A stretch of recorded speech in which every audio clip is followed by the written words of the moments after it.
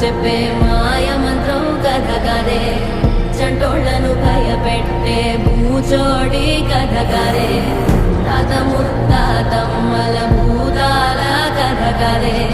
విక్రమాదిత్యుడు చెప్పిన వేదాళుడి కథ కదే దీపము నుండి బియ్యం వచ్చే అల్లావుద్దీన్ కథ కదే ఇది ముడత చర్మం ముసలి చెప్పే కథ లాంటి నిజమే